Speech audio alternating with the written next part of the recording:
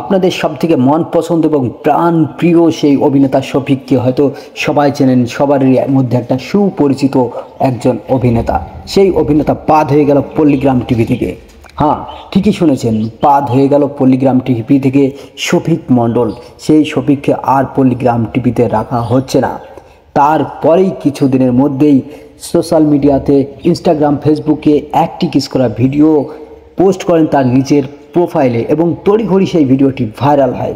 রীতিমতো শফিক মণ্ডল বাড়ি ছাড়া, বাড়িতে নেই শফিক মণ্ডল। আমরা যতটুক জানি পল্লীগ্রাম টিভিতে শফিককে নেওয়া হচ্ছে না, পল্লীগ্রাম টিভি থেকে এই শফিককে বাদ দেওয়া হয়েছে। এই শফিকের ভিডিও আপনারা হয়তো নতুন করে আর কিছুই দেখতে পারবে না।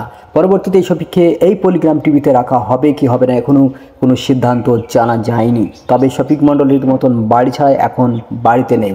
কবে শফিক মণ্ডল বাড়িতে ফিরছে তাও জানি না, তবে কোথায় আছে কেউই জানে না। কিন্তু সোশ্যাল মিডিয়াতে ইনস্টাগ্রাম এবং ফেসবুকে রীতিমতন ভিডিও পোস্ট করে যাচ্ছে, আপনারা হয়তো দেখছেন।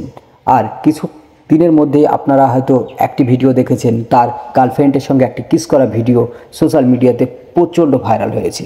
আর সেই ভাইরাল ভিডিওর পিছনে কি কারণ? এই কারণেই কি শফিক মণ্ডলকে পল্লীগ্রাম টিভি থেকে বাদ দিয়েছে, না অন্য কোনো কারণ রয়েছে এখনও পর্যন্ত কেউ বলতে পারেনি এবং আমরাও জানি না। কিন্তু রীতিমতন শফিক মণ্ডল যদি বাড়িতে ফেরে এর পিছনের কারণগুলি হয়তো আমরা অবশ্যই জানতে পারবো।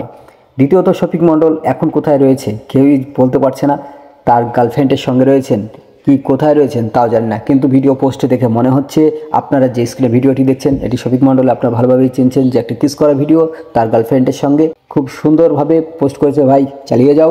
দ্বিতীয়ত কথা হচ্ছে, ভিডিওটি খুব সুন্দর হয়েছে। ভিডিওটা আপনাদের সামনে কেমন লাগছে আপনারা অবশ্যই জানাবেন। পরবর্তীতে বিস্তারিত কিছু জানতে পারি আপনাদের সামনে নিয়ে আসবো পরবর্তী ভিডিও। Thank you.